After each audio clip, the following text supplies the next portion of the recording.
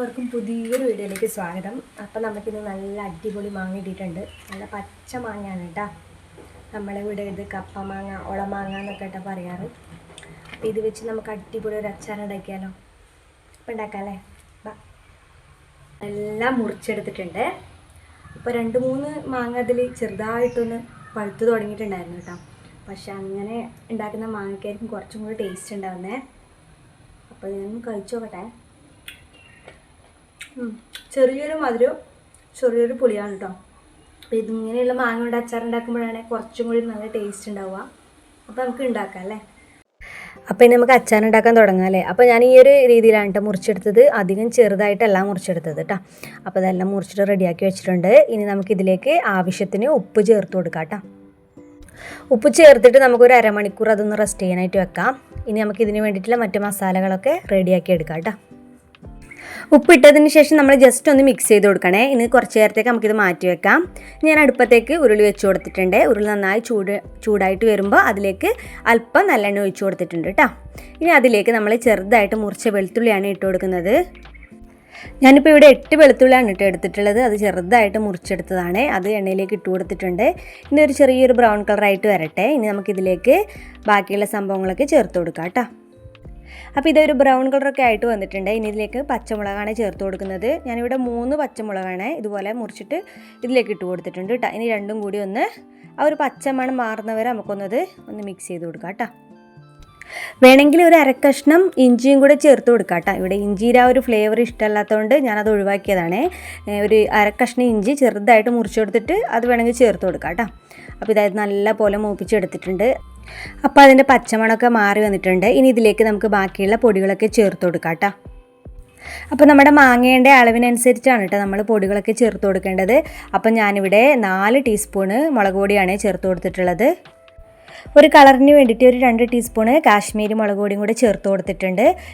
ഇനി ഇതിലേക്ക് 5 ടീസ്പൂണ് അച്ചാർ പൊടിയാണ് കേട്ടോ ചേർത്ത് കൊടുക്കുന്നത്. അച്ചാർ പൊടി കുറച്ചധികം ചേർത്ത് കൊടുത്താൽ അതിൻ്റെ ആ ഒരു നല്ല അച്ചാറിൻ്റെ ആ ഒരു ടേസ്റ്റ് നമുക്ക് കിട്ടത്തുള്ളൂ കേട്ടോ. അപ്പോൾ 5 ടീസ്പൂൺ അച്ചാർ പൊടിയാണ് ചേർത്ത് കൊടുത്തിട്ടുള്ളത്.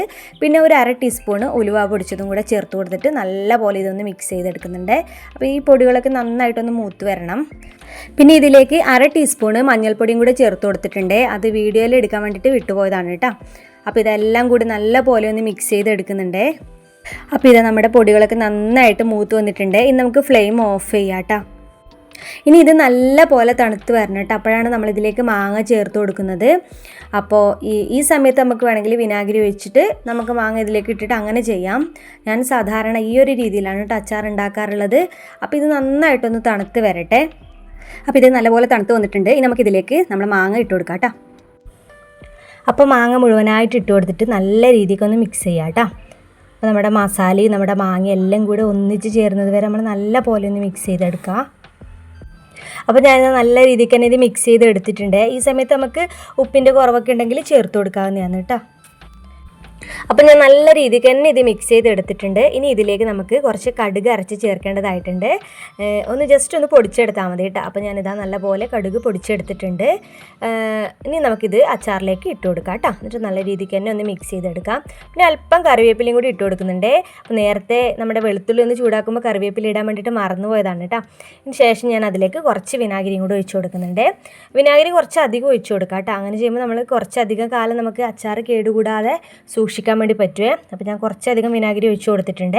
വീണ്ടും നല്ല പോലെ ഒന്ന് മിക്സ് ചെയ്തെടുത്തിട്ടുണ്ട്. പിന്നെ കുറച്ച് ഉപ്പിൻ്റെ കുറവുണ്ടായിരുന്നു. അല്പം ഉപ്പും കൂടെ ചേർത്ത് കൊടുത്തിട്ട് നല്ല പോലെ മിക്സ് ചെയ്തെടുത്തിട്ടുണ്ട് കേട്ടോ. അപ്പോൾ നമ്മുടെ അച്ചാറിൻ്റെ പരിപാടി ഏകദേശം കഴിഞ്ഞു. അപ്പോൾ അച്ചാർ ഇത്തിരി ലൂസായിട്ട് വേണ്ടവർക്ക് ഒരു 1/4 കപ്പ് നമ്മൾ തിളപ്പിച്ചാറ്റിയ ചൂടുവെള്ളം ഒഴിച്ച് കൊടുത്തിട്ട് ജസ്റ്റ് ഒന്ന് മിക്സ് ചെയ്ത് കൊടുത്താൽ മതി കേട്ടോ. ഇനി ഇതിലേക്ക് അവസാനമായിട്ട് 1 ടീസ്പൂണ് പഞ്ചസാരയാണ് കേട്ടോ ചേർത്ത് കൊടുക്കുന്നത്. അപ്പോൾ ഇത് ഞാൻ പഞ്ചസാരയും കൂടെ ചേർത്തിട്ട് നല്ല രീതിക്ക് തന്നെ ഇതൊന്ന് മിക്സ് ചെയ്തെടുക്കുന്നുണ്ട്. കൂടാതെ ഞാൻ കുറച്ചും കൂടെ വിനാഗിരി ചേർത്ത് കൊടുക്കുന്നുണ്ട് കേട്ടോ. അല്പം ഒന്ന് തിക്കായിട്ടാണ് ഉള്ളത്. അപ്പോൾ കുറച്ചുകൂടി ഒന്ന് ലൂസായിട്ട് കിട്ടാൻ വേണ്ടിയിട്ട് അല്പം കൂടി വിനാഗിരി ഒഴിച്ച് കൊടുക്കുന്നുണ്ട്. അപ്പോൾ നമ്മളിങ്ങനെ വിനാഗിരി ചേർത്ത് ഉണ്ടാക്കുമ്പോൾ നമ്മുടെ അച്ചാർ കുറച്ച് കാലത്തേക്ക് കേടുകൂടാണ്ട് നമുക്ക് സൂക്ഷിക്കാൻ പറ്റും കേട്ടോ. അപ്പോൾ ഈ രീതിയിൽ ഉണ്ടാക്കാത്തവരുണ്ടെങ്കിൽ എന്തായാലും ട്രൈ ചെയ്ത് നോക്കണേ. ഈ ഒരു അച്ചാർ എന്ന് പറഞ്ഞാൽ അടിപൊളിയാണ് കേട്ടോ. ഇതുപോലെ കടുവൊക്കെ അരച്ചിട്ട് നമ്മൾ അച്ചാർ ഉണ്ടാക്കുമ്പോൾ നല്ല വേറെ തന്നെ ഒരു ടേസ്റ്റാണ് കേട്ടോ. അപ്പോൾ ഈ രീതിയിൽ ട്രൈ ചെയ്യാത്തവരുണ്ടെങ്കിൽ എന്തായാലും ഒന്ന് ട്രൈ ചെയ്ത് നോക്കണേ. അപ്പോൾ നമ്മൾ അച്ചാറൊക്കെ ഉണ്ടാക്കിയാൽ ആ ദിവസം കഴിക്കുന്നതിനേക്കാളും പിറ്റേ ദിവസം കഴിക്കുമ്പോഴാണ് കേട്ടോ അതിൻ്റെ ആ ഒരു നല്ലൊരു ടേസ്റ്റ് നമുക്ക് കിട്ടുന്നത്. അപ്പോൾ ഈ ഒരു വീഡിയോ നിങ്ങൾക്ക് എല്ലാവർക്കും ഉപകാരപ്രദമായെന്ന് കരുതുന്നു. അപ്പോൾ ഈ രീതിയിൽ ട്രൈ ചെയ്യാത്തവരുണ്ടെങ്കിൽ എന്തായാലും ഒന്ന് ട്രൈ ചെയ്ത് നോക്കിയിട്ട് കമൻ്റ് അറിയിക്കണേ. അപ്പോൾ എല്ലാ തിങ്കളാഴ്ചയും വെള്ളിയാഴ്ചയും രാത്രി 8:40 കേട്ടോ നമ്മുടെ വീഡിയോ വരുന്നത്. അപ്പോൾ എല്ലാ വീഡിയോസ് എല്ലാവരും കണ്ട് സപ്പോർട്ട് ചെയ്യണേ. അപ്പോൾ വീഡിയോ ഇഷ്ടമായാൽ ലൈക്ക് ചെയ്യാനും സബ്സ്ക്രൈബ് ചെയ്യാനും സപ്പോർട്ട് ചെയ്യാനും മറക്കല്ലേ. സബ്സ്ക്രൈബ് ചെയ്യുമ്പോൾ ഓൾ എന്നുള്ള ഓപ്ഷൻ കൂടി ക്ലിക്ക് ചെയ്യണേ. എന്നാൽ ഞാൻ ചെയ്യുന്ന ഓരോ വീഡിയോസിൻ്റെ നോട്ടിഫിക്കേഷനും നിങ്ങൾക്ക് ലഭിക്കുന്നതായിരിക്കും കേട്ടോ. അപ്പോൾ നല്ലൊരു വീഡിയോസായിട്ട് വേഗം വരാം. അതുവരേക്കും ബൈ.